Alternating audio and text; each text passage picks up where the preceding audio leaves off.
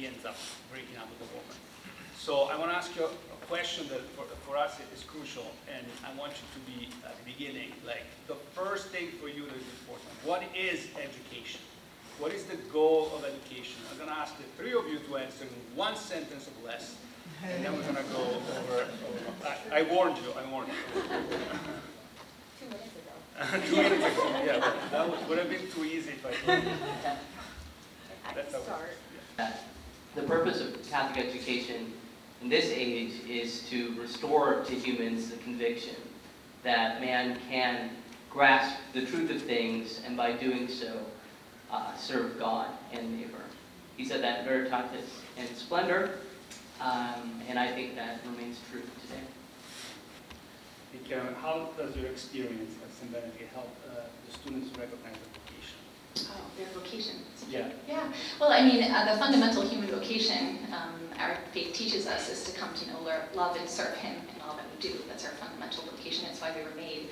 So when you have that as the end of education, and you see that the reason children were made with the capacities where that all of us are made with the human capacities that we're made with, right? To know things, to ask questions, to wonder what is the truth, to love, to pray. All of those capacities have been given us by God for the purpose of fulfilling that vocation of coming to know, love, and serve Him, and being sort of spokespersons for creation to give glory to Him. And so everything, once you see that as the goal of education, is to use your human capacities to come to know the truth to their fullest, then everything you do in your curriculum kind of revolves around that end. So every material, every piece of our curriculum that we implement is always with that goal in mind. How is this leading them to the truth? How is this leading them to God? Whether it's science, how does science explore the wonders of God's creation and help them see the order, the orderliness of how God created the world and the providence that God has over creation? Or how does math reveal the divine mind to us, right? How does history unfold God's providential care of human beings and the church? So when we look at it through that lens, then every element of our curriculum can be oriented towards that goal of helping them to see how God is at work in their own lives, in the world around them, but then also how are they called to contribute back? How are they called to participate in this tradition of contributing to the quest for truth, contributing to the quest for wisdom, growing in virtue, growing in their faith. And so at St. Benedict, everything we do kind of revolves around those ends. And Sana, how does your work help to students and the community at large to seek that truth? Yeah, I can speak to this and say probably 80% of the students were not Catholic. And some of my best students, frankly, were not Catholic. And I was just, how do I say this?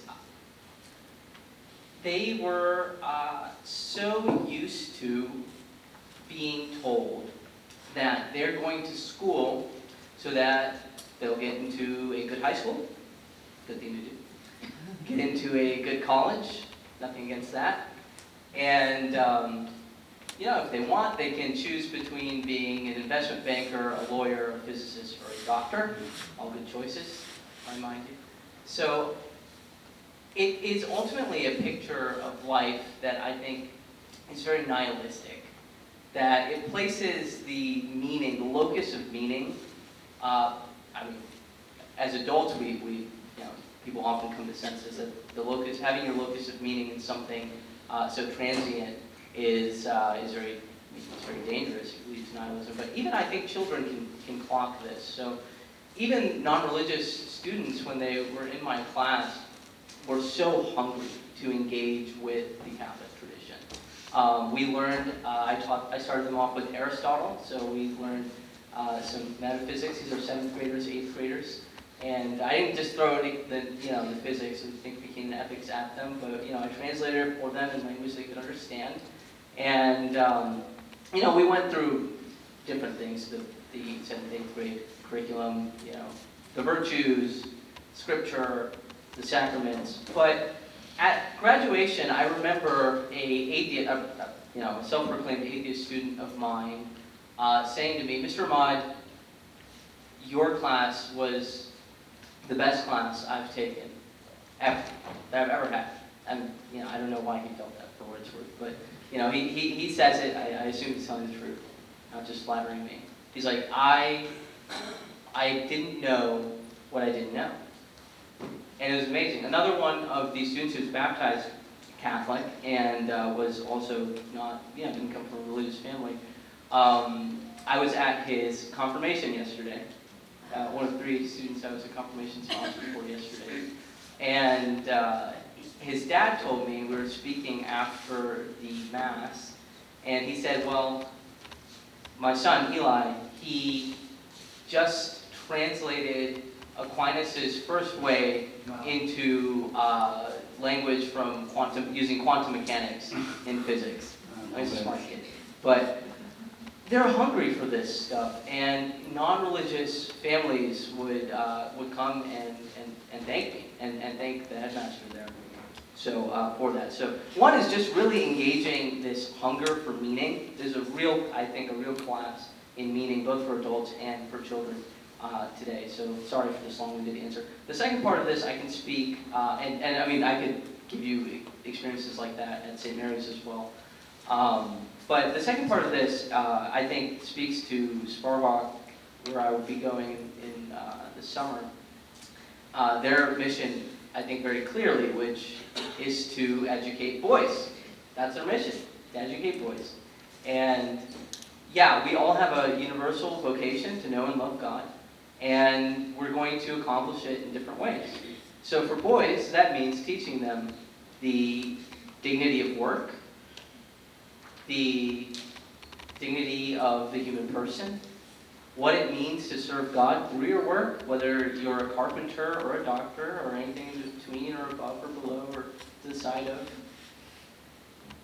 And I think that is something that's fundamentally lacking in our current purview. I think our current models in education is educating boys, especially. They're falling behind in so many ways. So this ultimately just takes me to the last point, I promise you, which is that education is a deeply personal thing.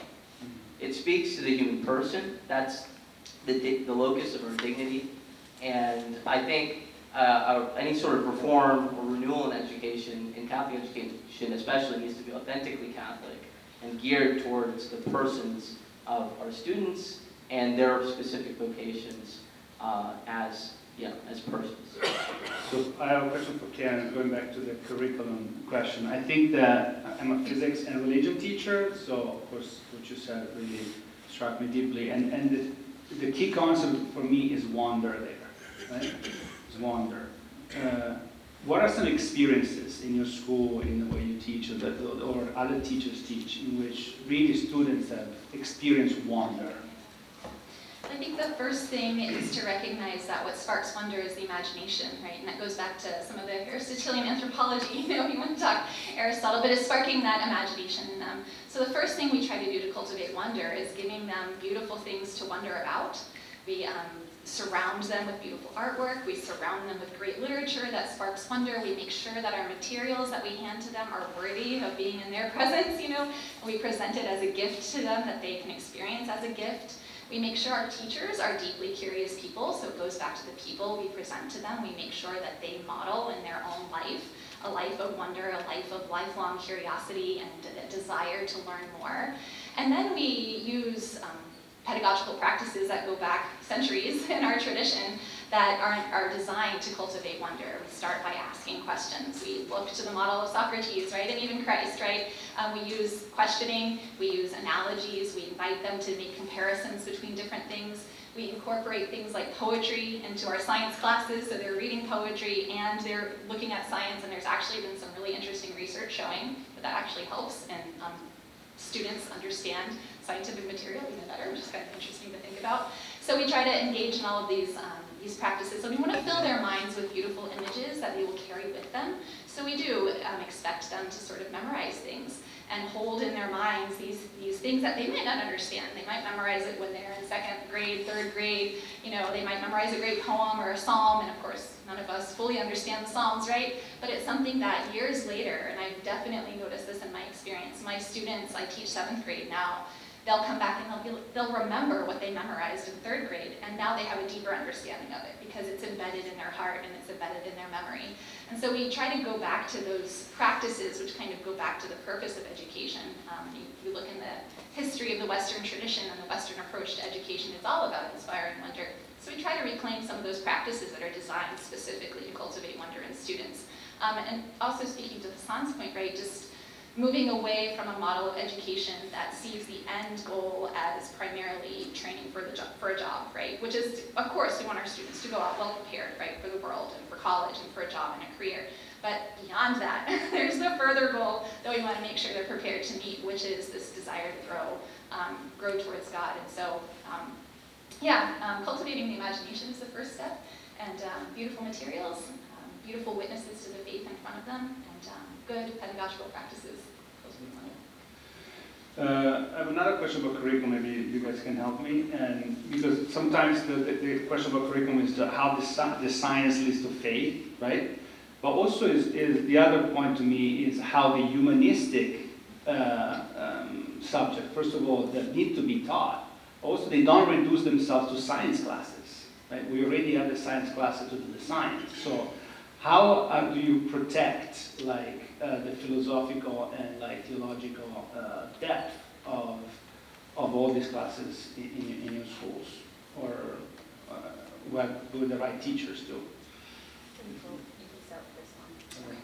Could you say that question one more time so I can make sure it's... So sometimes we just talk about the science classes to lead to faith, but sometimes I see that is the English class the real problem sometimes, because it brings forth, or it lacks the depth, the theological depth that is necessary. So what are some examples of this, Maybe this will get to your question. I think we do try to make sure, in our humanities classes, it's going back to the root of what the humanities are about. Why are they called the humanities? Because they cultivate in us what is most human, right? So we try to make sure that we really kind of focus in on that specific thing. What is it that makes us human? And again, that goes back to our classical anthropology, right? Human beings are made with specific capacities that are unique to human beings, and that's what education is supposed to cultivate. One of those capacities is the capacity for language. And logic and reason. And so in our education, we really focus on helping our students master the art of using language well, right? Grammar, rhetoric, how do you craft a logical argument, all of those kinds of things are really embedded into what we teach.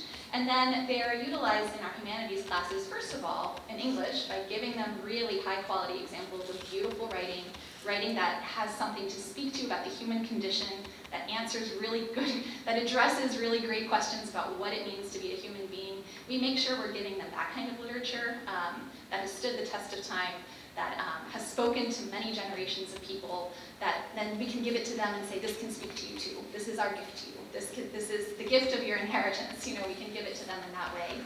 And then when you give them those good materials, and then you give them the ability to understand how language works so they can really grapple with the text in a sophisticated way, then those philosophical questions kind of naturally arise. Those questions about, virtue and vice and prudence and good decision making and, what is the human condition, the problem of evil, all of these things that great literature addresses, that great historical study addresses. We can make sure that those are embedded in there. And then I think that really gives them the tools later on to go out into the world where not everything is so beautiful, obviously, right? But then they can recognize it. They can have an instinct for what is good. They can have an instinct for what is beautiful. And they can notice, hey, there's something wrong with the world, and this is what it is. I've got this tradition to draw on that shaped my imagination, that shaped my personality, and now I can go out and confront the world in a way that brings truth and goodness and beauty into the world.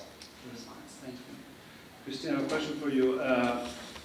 Maybe this is not your experience, but it could be in a school in which you have lots of teachers on different ideological, even educational philosophies on different levels, right? So how do you mentor teachers to align with the mission of the school and in a way that inspires them? So when I first became principal, I think, just naturally in Catholic education, there is a higher turnover rate. So a couple teachers have left. I didn't even meet them at that time.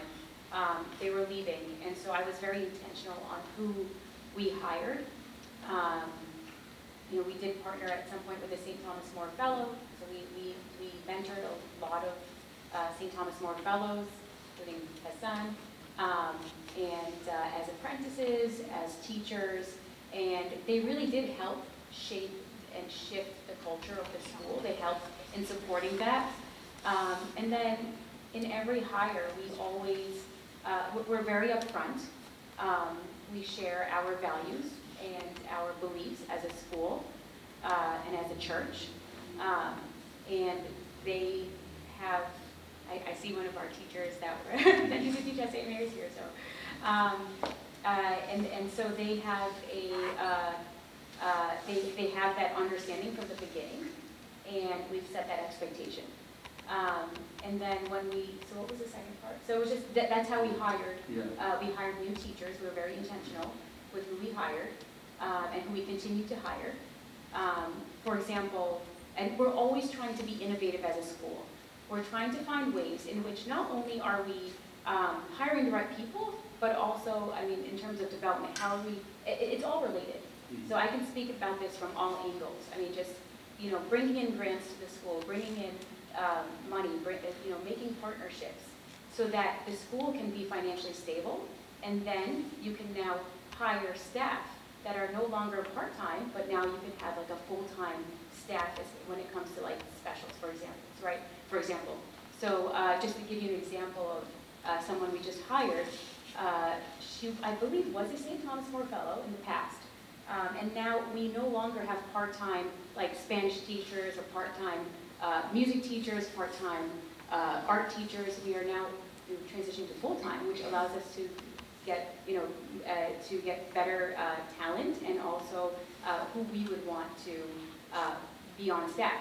So this one person that we hired for next year, she is going to be our pre-K through 8 art teacher, and she's also going to teach theology for 5th grade, 6th grade, 7th grade, and 8th grade.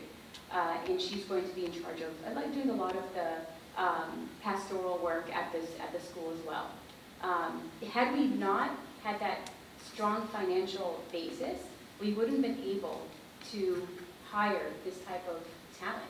And I remember when she came in for the demo lesson, it was all about wonder.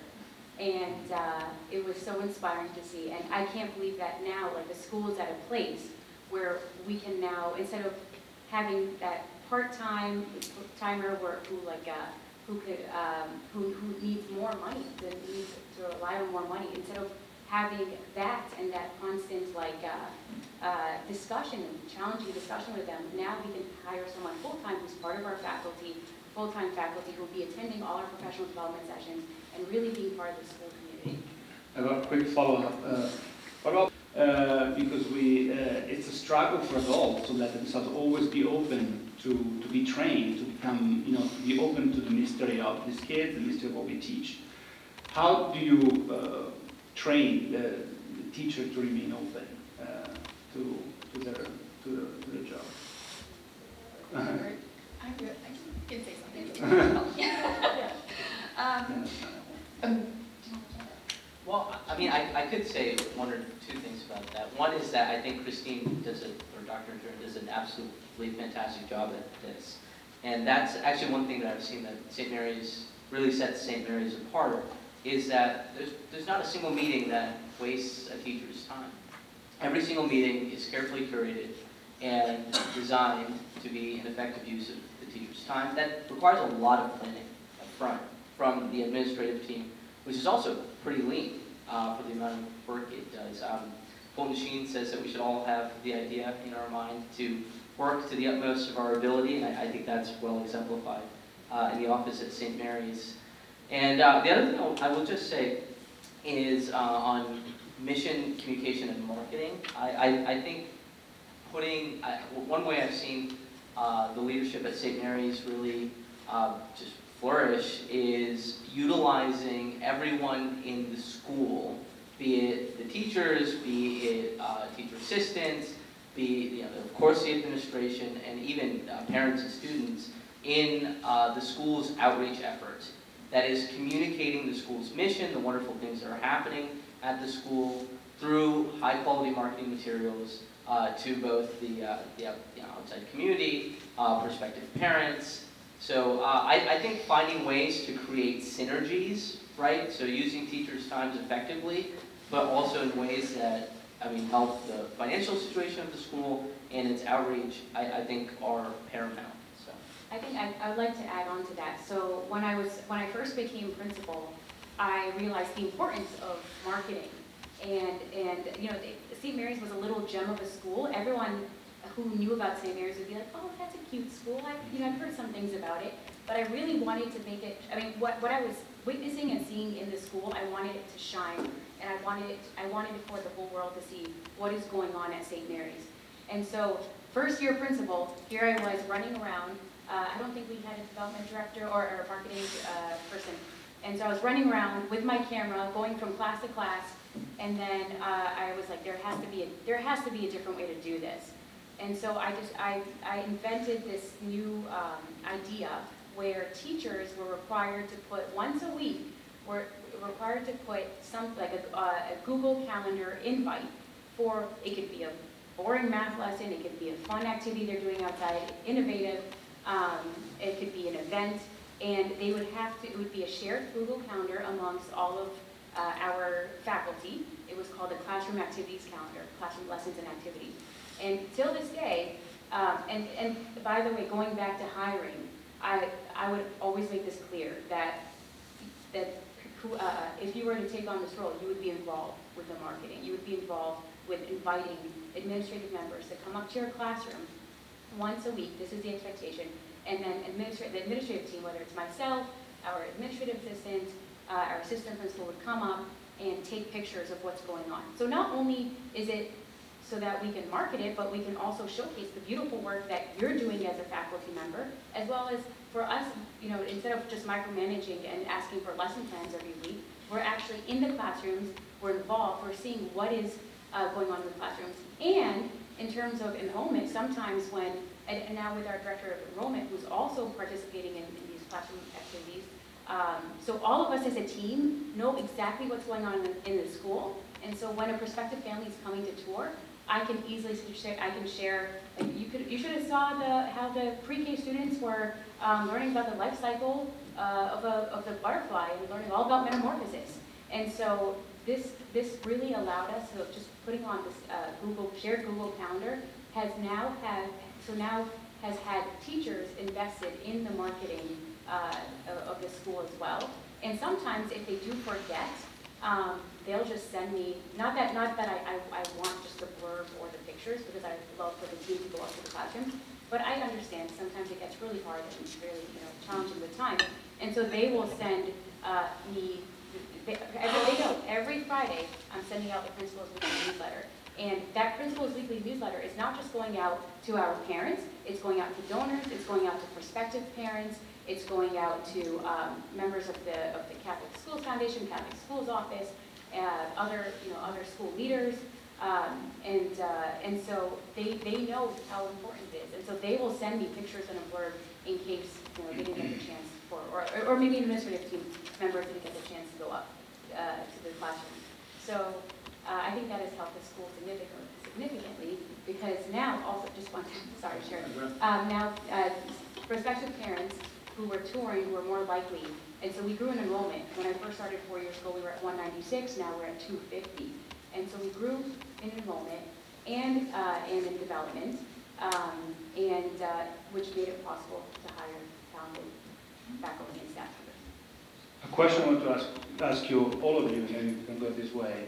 What drives change in a Catholic institution? Is it always like the perfect principal and everybody, or there can be a model from some teachers who take initiatives, or what do you think drives change? Because sometimes we feel the need for change and a little bit stuck at times. I think what drives change is always actually a return to our mission, and it's a constant revisiting of our mission and making sure that we're reviewing that to see if, because the goal is to stay on mission, and so what drives change is to kind of evaluate how far we've strayed from that and try to make sure that we're moving back towards our mission.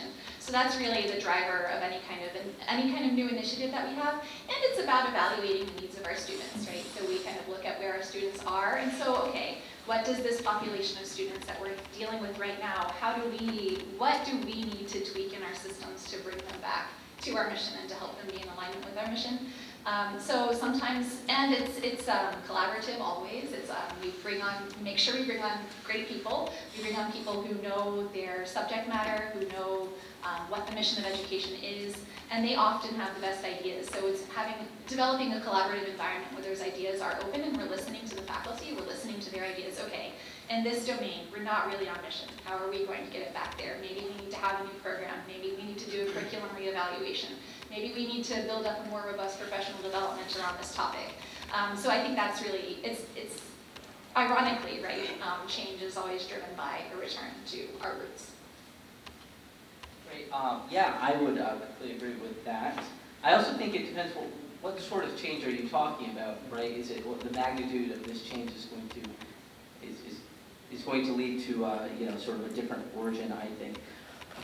I do think that ultimately lasting institutional change has to come from a committed pastor and a mission-oriented and strategic principal or head of school. I think there's really no substitute for that, at least as far as I have seen.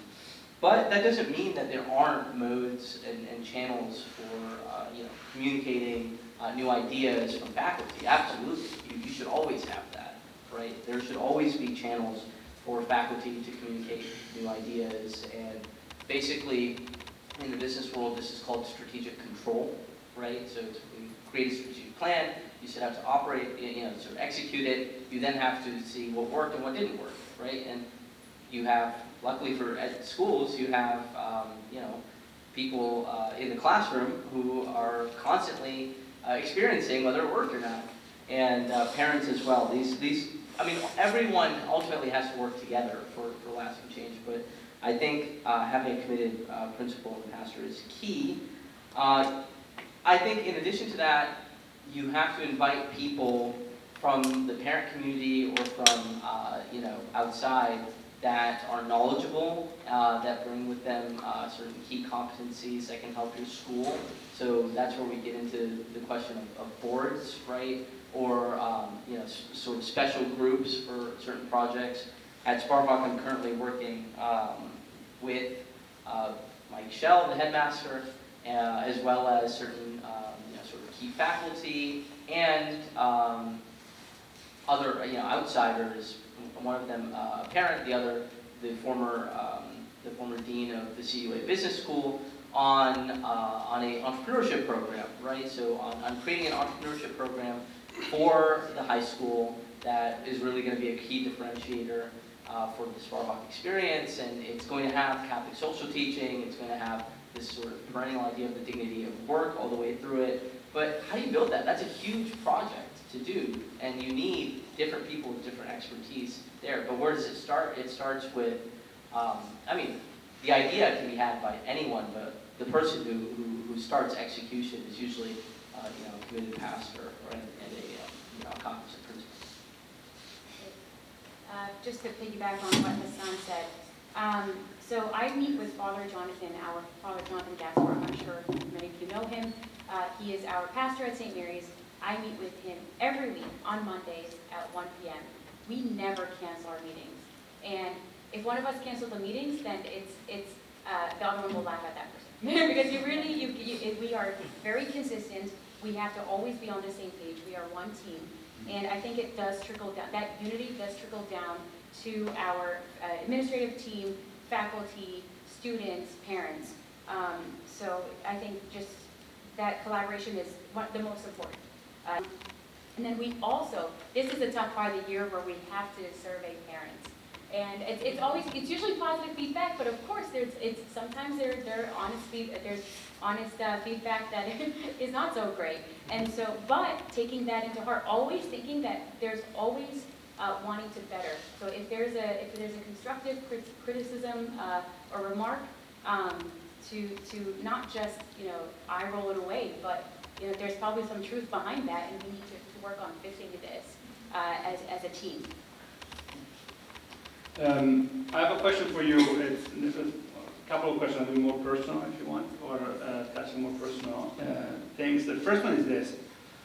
How do you encourage teachers who maybe are struggling with certain things, so they're revealing their weaknesses in certain things, to seek mentorship?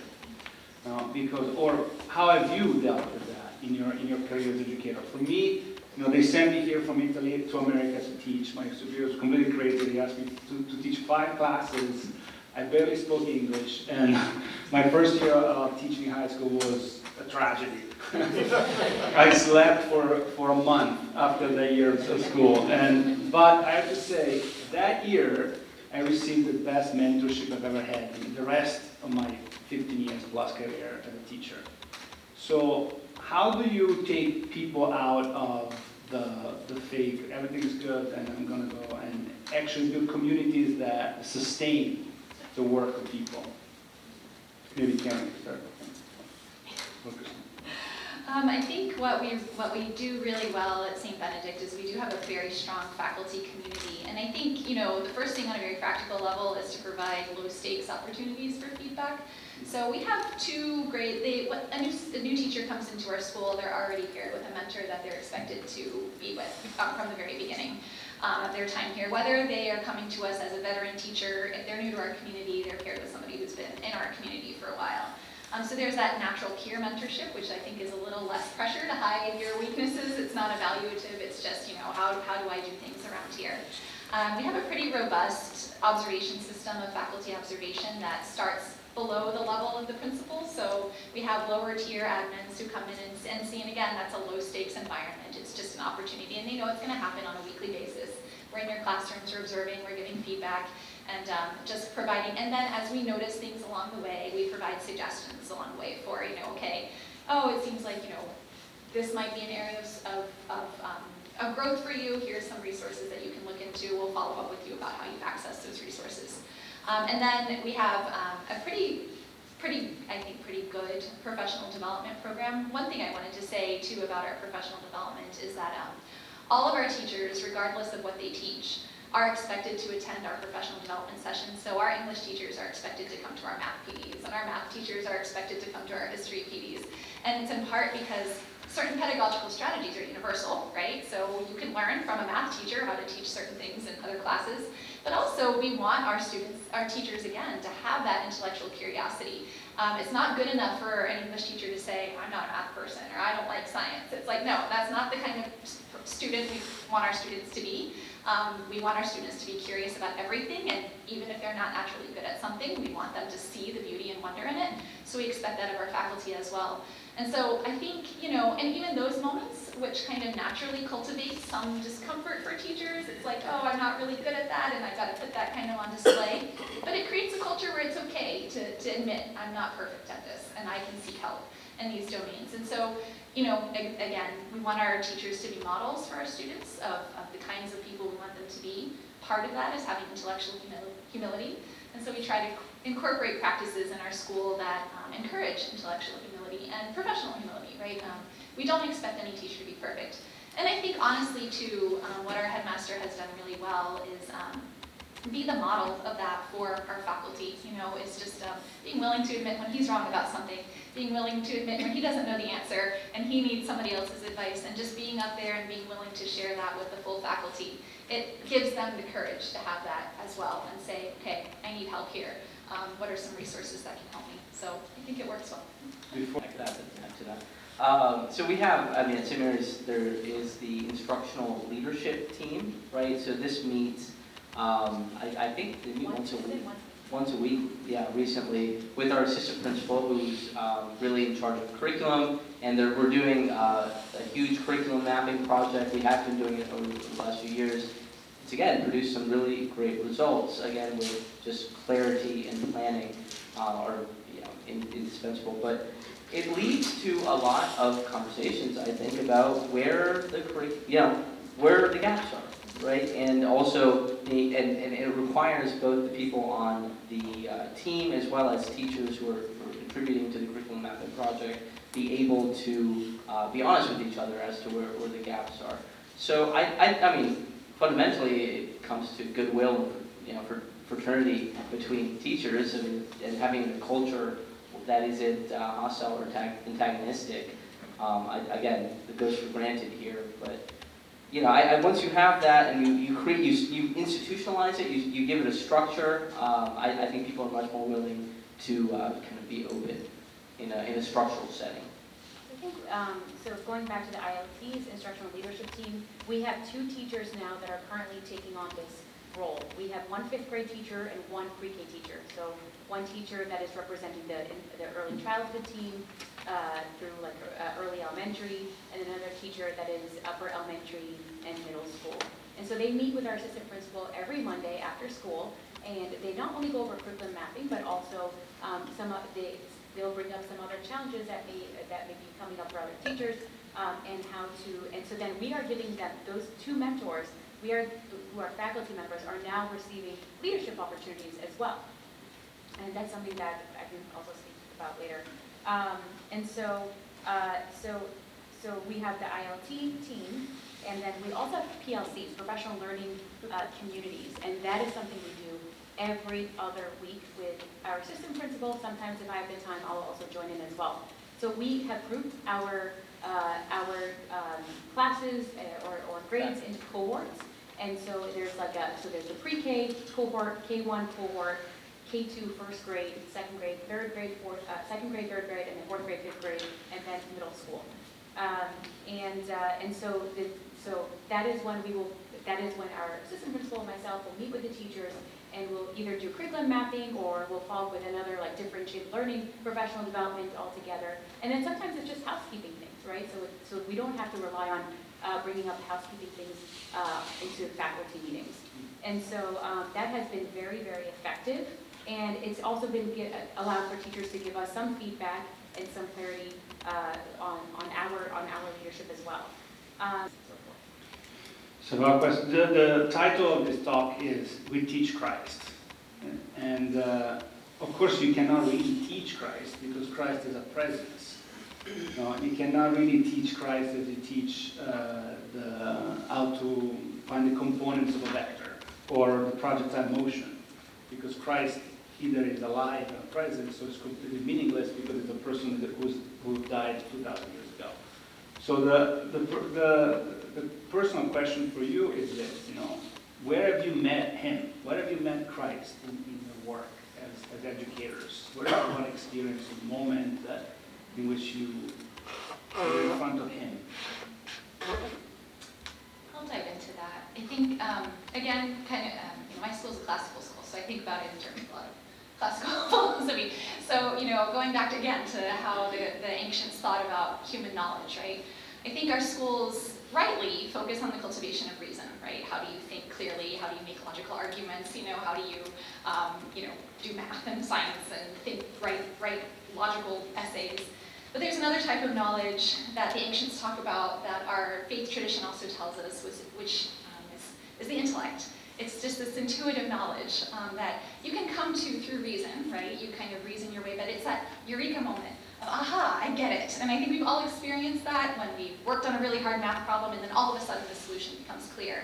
Or some problem has presented it to us in our morality, and then we realize this is what I was supposed to do, right? We've all had those aha moments or those eureka moments. They can come to us in our intellectual life, but I think the knowledge of Christ kind of falls into that domain of the intellect, of those aha moments where everything that you've learned and all of your experience become integrated into an encounter with the truth that you can't help but recognize as true. And that is what faith is ultimately about, and that's how I see education as sort of leading us to faith. If we can help our students cultivate their reason, and really actually, the goal of education in our view is kind of to get to the limits of reason, to see, okay, reason can get us this far, but there's the presence of Christ, there's that presence, that intellectual moment of encounter that is beyond where our reason can bring us.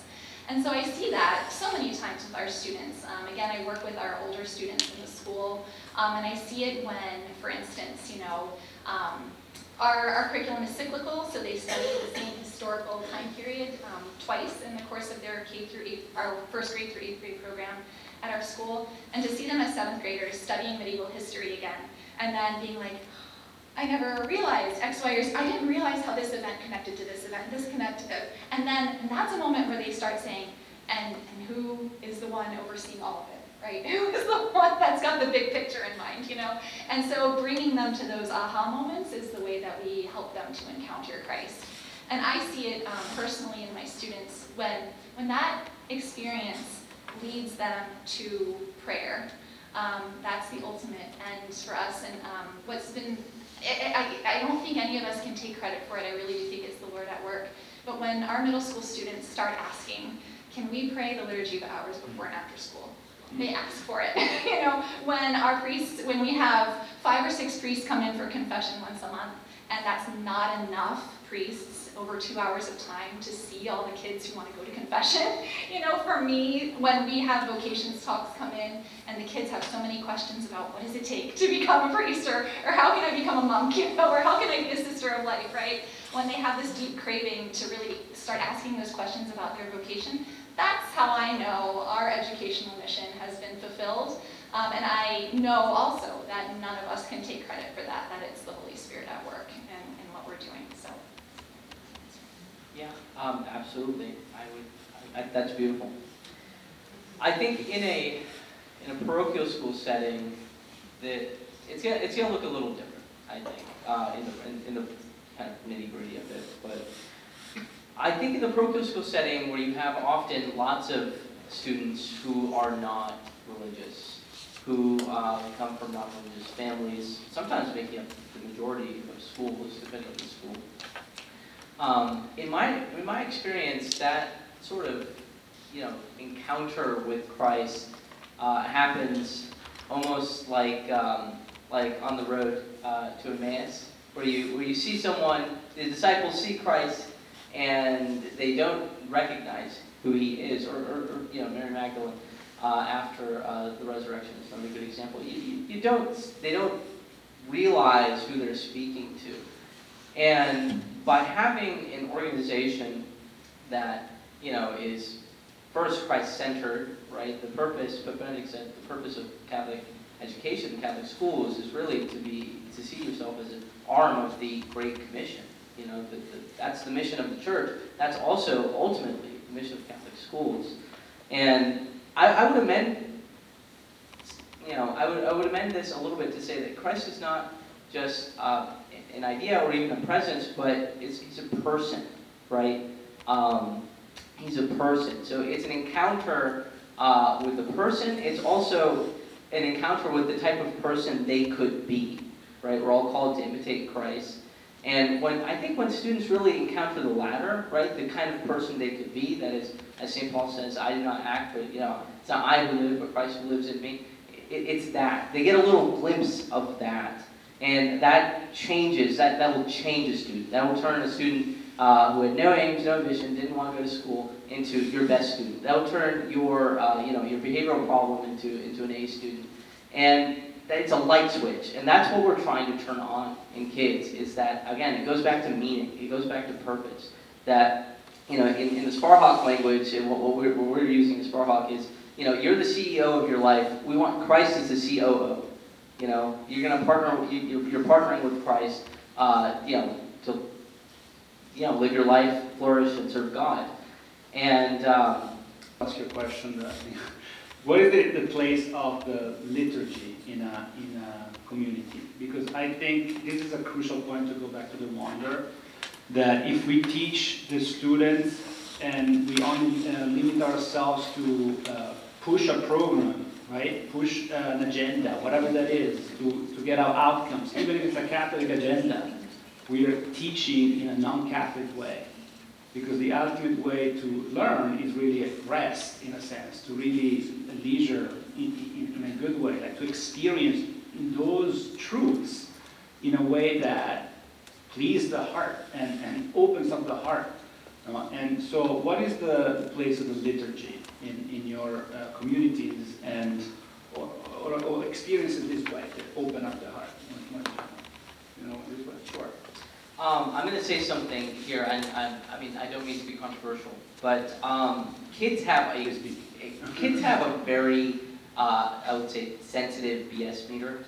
They know kitschy, nonsense that's catered to them at the lowest common denominator. They joke about it afterwards, and I hear it.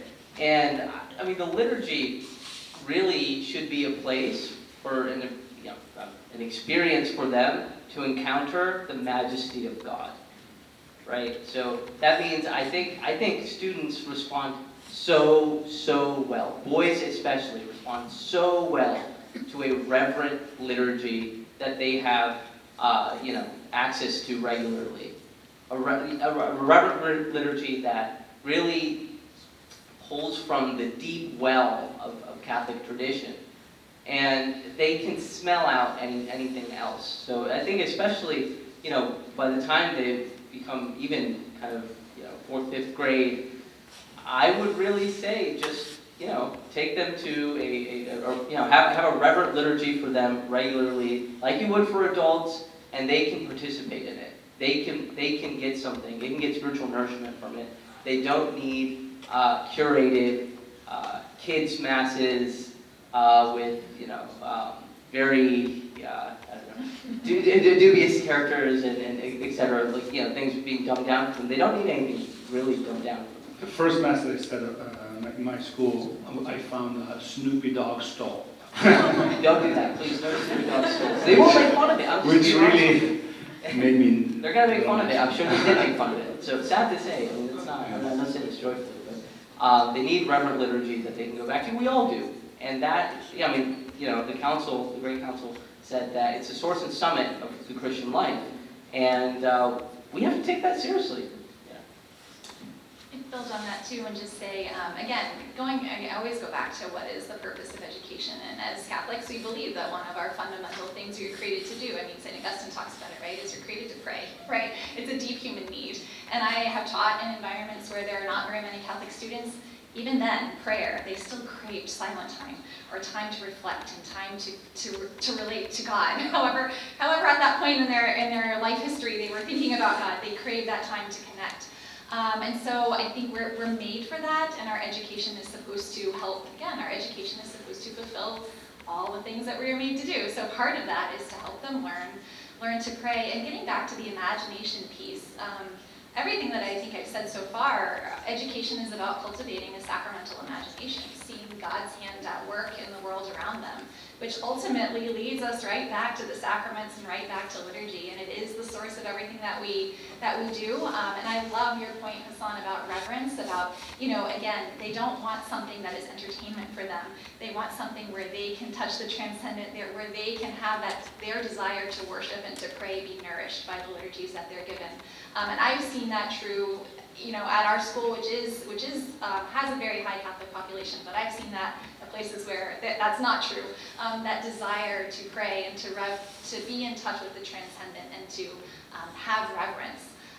And that's also part of what our education is for, right? Cultivating an imagination where they can see the hand of God in all things, which naturally leads to liturgy and sacrament. Non-Catholic students, I will say, at places I've been, have been so deeply touched by a reverent liturgy. Yeah. Versus one that lacks certain elements of reverence. So it's like any other concept. What is one piece of advice would you give to a peer recognizing that their school is not on a mission and desire to bring it into alignment with our mission that we talked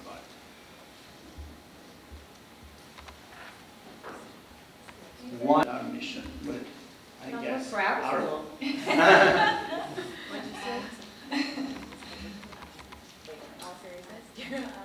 Do you mean, I'm thinking in terms, if I could think of it depending on your role in the school, right? So I began my own personal journey as a classical educator, or like taking my faith seriously and thinking of education in this way when I taught at a Catholic school that I thought was not living up to its mission, and I really didn't know why. I was like, there's something not right about what we're doing, and I can't quite figure it out. I couldn't put my finger on it. And what was jarring to me was just the divorce from the quest for God and the quest for Christ from the academic pursuit. That was really the rub that I was like, it was like, okay, we talk about God in theology class, but he doesn't show up in science, or he doesn't even show up in history, right? It was that, or not literature, right? Or that quest for God is not driving our curricular decisions, you know, what materials we're reading in class. And so I had this feeling that something was not right in my school as a teacher, as an educator, in the classroom. And I started like looking for answers. Okay, what is the answer to this? And I found it in the church's beautiful tradition of education, right? Which can be called many things. You know, you hear a lot of terminology thrown around. If Austin's right, language matters. There's a whole debate about, is it Catholic classical, Catholic liberal arts, Catholic liberal education, whatever you want to call it. I think it's just the Catholic tradition of education, right? That's just what's been handed on to us. That got lost along the way, and I think there's a lot of reasons why it got lost. And then as a teacher, I just started trying to implement some practices in my classroom, right? I was like, my classroom's my little domain, and, you know, never in a sneaky way, never trying to, you know, not deceive anybody. Everybody knew what I was kind of doing. But it did get to a point where I realized that I couldn't realize the fullness of this vision elsewhere. And so then I did seek out schools where I felt like, okay, this is in alignment with my values as an educator. And it's so much more joyful when you can find a place where you're allowed to be, you know, authentically living the mission. And it's authentically joyful when everybody's in alignment on that mission and you can fully embrace it. As a curriculum director, if, you know, my role right now, if you are looking at the curriculum at your school, I would again just, you know, it does go back to mission. You know, have a conversation with whoever needs to be talked to about, okay, how do we get our stated mission, you know, into alignment with what we really want it to be, and then let that drive, you know, and then ask that question constantly. How are the materials that we're picking for our curriculum aligning with that mission, and making sure that you're constantly doing that evaluation. So it would be my advice. How do you make Catholic education stick or pierce through, especially in a post-Catholic or even adverse society, where the whole world is telling us sort of very different things? I can take this one maybe. I'll speak to this from my from Sparhawk's perspective, especially, and from my own as well. I think we're called to be in the world and not of it, of course, right? And that means that we have to be authentically committed to serving Christ and serving our students to bring them to Christ. But I also think, you know, in terms of what not to do, I think I can also say is you're not getting sucked into the culture war. That's not what we're here to do. We're not here to, have a narrative of, you know, the wagons are being circled and, you know, it's do or die, it's us or them, and, you know, I like to think of it like we're building a culture, both in the school and with our, with our parent community, with our faculty, but we're not getting sucked into the culture war.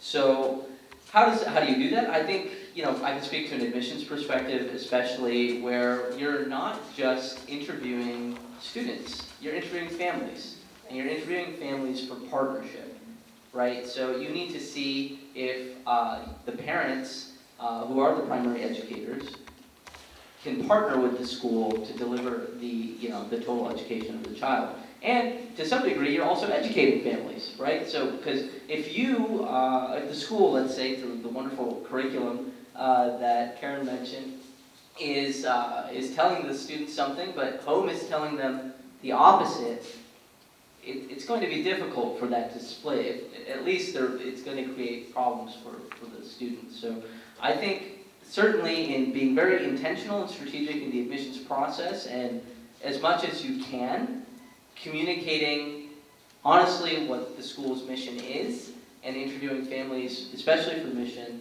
and then there are other elements certainly that go with that as well, with marketing and development, right? So getting to a position where you can be more selective. In Sparhawk's case, our admission rate has gone, early it was 80%, the school's 7 years old, so it's 80% now, it's 50%, and I think that's a good thing, that you can be selective with your families, with your students, so that you can create an environment that allows you to live up to your mission. If I can say something very briefly, I was talking about this with my principal, and we agree on this, that I started teaching 15 years ago, and I would say that the culture was very much against any Catholic, and all the issues that we know, the woke and all that, the culture in that sense. But today, I think there is a total reversal, honestly.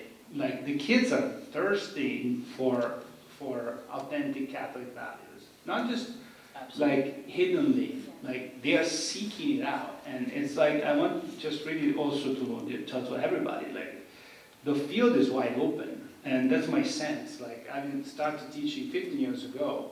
You felt a lot of resistance, pushback, and like, right now, I actually feel the opposite. Like, of course, there are students that need to learn, and this world goes deep, and they need to change. But I do see a thirst because We have a very strong homeschool partnership. And last year we started, one of our apprentice principals started Family as First Educators. And so where we meet with family member, parents and guardians once a month to discuss the importance of faith in the family. It was faith, but we would first start not by speaking about faith, and then at the end of we intentionally, by the end of the coffee session, we were especially having a lot of our fathers speak about faith in their families. And now recently, I think I saw this at St. Benedict's. I think we had our Dads and Donuts meeting at the same day. Same day. And so Dads and Donuts now we had a huge turnout, and now fathers we're putting together a basketball game for fathers to play against each other coming up right before Father's Day. So there's always ways to, and then I guess in terms of like how do we engage families with communication, not only do teachers reach out to parents, but as I said, I have my weekly newsletter. It's very detailed, and it really highlights the day-to-day happenings at the school, from the infant classroom all the way up to middle school as well. We're always engaging. And then just any opportunity for parents to come in, we do encourage for teachers to have the parents and the students be involved, whether it's as a mystery reader or So as room parents? room parents. Yes, room parents. And they're always involved. It's very common to see parents come through to our school and either meet with teachers or students or myself and collaborate. I was saying that Pope Leo met with a group of Lasallian brothers and sisters who are very much involved in education. The whole order is about education and teaching. And he left them with this great, beautiful message that I really loved. And he said, your altar is the classroom. Your altar is the classroom. And for me, it resonated for me deeply, because for teachers and the educators, we need to understand that we don't only go there to give a message, a truth, but we go there really to contemplate and to participate in the love of Christ that you can see in the souls of these students and of your peers. Today we heard from the gospel Jesus saying, I'm the truth, I'm the way, and the life. And I think in education you need to live these three dimensions in a very explicit way. Is the truth that we communicate, is the way in which we want to live out this truth, especially in communion and in our friendships, and it's also the life that we receive, that we give. So thank you very much. Thank you for this beautiful. And we're gonna watch a video, right, Justin? Justin wants us to. And then after this, we're going to take questions from. Yeah, no, I mean, there's so many.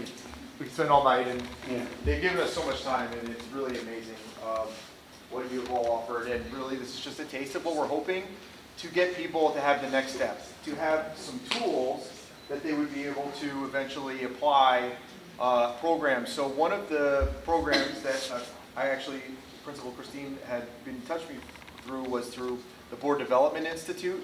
So there's flyers in the back. The Board Development Institute is a place that you can take 2-hour classes for a few months if you're looking to help with schools. And that's a great way to kind of get some extra tools. As a lay person, you don't ever want me speaking about education up here because I don't know anything about it. But I do appreciate what everybody's doing, and there are other ways that maybe you have talents that you can contribute. Another place that you can do this is with the Institute of School and Board Development, which Father Chris Hines, I know Principal Andrea at St. Joe's, has taken classes over there, and Faustin Weber is a great friend of Jay Boren at St. Benedict's, and he is going to be training and speaking with some of them soon. So this is just, we're not going to go through 10. We're going to do 10 minutes, and you're just going to get the first principle that Faustin Weber, whom is, I would highly recommend checking him out on LinkedIn. He posts every day, and if you read this stuff every day, and then like someone that you're able to apply 1% of it, it'd be helpful. So just wanted to give you some tools here that you may be able to follow up with. If you would have asked me in my first 10 years or so, or if you would have told me, Boston, you need to spend more time thinking about your language and what you use for our schools, I would have looked at you like you were stark raving mad. Like, that's a luxury that I can't afford. And by the way, who cares, right? But I've come to believe that the most important thing we do as principals and as leaders is build a culture. And the way you build a culture is first by being very intentional about your language and very intentional about what you're trying to do. So this is kind of my attempt to kind of lay out what I think we have to do as leaders of our schools for us to kind of survive and go forward. So in the Huba app, you'll see this quote, and I wanted to start with Pope Francis because I love his optimism, right? Because we are looking at statistics which are bad, right? Since the middle of the 1960s, there were 12,000 schools. There's less than 6,000 now. There were 5 million students. We got about 1.7 million now. And yet, Pope Francis tells us not to be robbed of our missionary vigor. And I'm optimistic, despite those stats, about the future of Catholic schools. And I want to tell you why. This is my all-too-quick view of history, right? Since the sisters left us, began leaving us in the 1960s, right, we can talk about a whole host of things, right? The charism and their training that we lost, their witness, their example, their visible presence, all of that was a huge loss to us. We had to hire lay teachers where we have to pay different salaries. That drove the cost of tuition up, right? So that's a factor. Some of our schools were built in once thriving neighborhoods, but now they're kind of zombie neighborhoods because the demographics have changed. There's a lot more competition. I started in Montgomery. In Montgomery, if you had a church of over 500 people, you started your own school. We had something like 37 private schools in Montgomery and it was like 180,000 people. Here we are, Catholic High. So all those things are true, right? That's all explained why we've lost so many schools and students. But let's not forget that the major thing that's changed, the major thing, is that the culture has changed. Arguably since 313 and the Edict of Milan, when Constantine made Christianity the official religion of the Roman Empire, our families in the past have grown up in a Judeo-Christian world, right? And even if they were nominally Catholic, the current of this Judeo-Christian world swept everyone downstream. Even if you were nominally Catholic. But that's clearly changed in the last 50 years, right? The current is at best stagnant, so you have to paddle your own way. And at worst, the current's going the other direction. Because there are some traditional Catholic and Christian values now that in some circles are seen as bigoted positions. But Karl Rahner in 1974 wrote this book called The Shape of the Church to Come. Usually Karl Rahner is woefully difficult to read, pages and pages without verbs. But a 135-page book called The Shape of the Church to Come. And he predicts the future of the church in a very prophetic-like way. He says, because we're no longer part of Judeo-Christian culture, these nominal Catholics, these nominal Christians will fade away. And what will be left will be a much smaller church, which he called the little flock. But he was actually hopeful about that. He said, because these are the people that have made the conscious decision to be Christian. These are the people that really want to live out the faith. And I believe that we have a lot of those parents now in our schools. And that we can do a lot of good with those parents in living out our faith and being excellent as Catholic schools. I met a mother last week. She was transferring her kids in from the Plano public schools. Prince of Peace is in Plano, which is just north of Dallas. And Plano has good public schools. So I asked her, why are you making this transfer? I think she had a 6th grader and a 3rd grader. And I was kind of stunned by the clarity of her answer. She said, the schools are good. I have no objection to what Plano is teaching my kid, except I realize my most important task as a parent is getting my kids to heaven. And I want to put them in a school environment that helps me do that. Bam. That was a beautifully succinct summary, right? And I think we have a lot of those parents now. So I have reason for optimism. We have real agency in how we run our schools. You'll hear me say that often. You know, people are like victims, or oh, this, that, and the other. We have real agency if we're leaders and we're strong and we think through what we want to do. Because we've got parents now, many of them are deeply committed and want us to be excellent in every way. And so let's be that. These are my 10 kind of things that I think will help us be excellent, help us thrive. I'd like to go through each one and then tell you some stories along the way. So this is the most important thing, and if you read anything I write, you'll see that I talk about language often. We must embrace the evangelical mission of our church in a full-throated, joyful way. I was listening very carefully as you introduced yourself this morning, because I was worried that one of you might be the principal of the school that I took this mission statement from. Because I'm going to use this as an example of what we should not be doing anymore, okay? By the way, if you are the principal of this school, if you were, I'm not sure you would even recognize that that's your mission statement. That's how ineffective I think this mission statement is. To foster Christian values of service and personal responsibility in an environment of respect and compassion for others in the tradition of the church, we strive to instill self-confidence, intellectual curiosity, strong academic performance through instruction based on strengths of students' various learning styles. There is nothing incorrect about that mission statement, except, in my view, it's education speak. It's learning styles. It's academic performance through instruction based on students' learning styles. It's not the language of the gospel. It's not the language of our popes. It's not the language of our saints.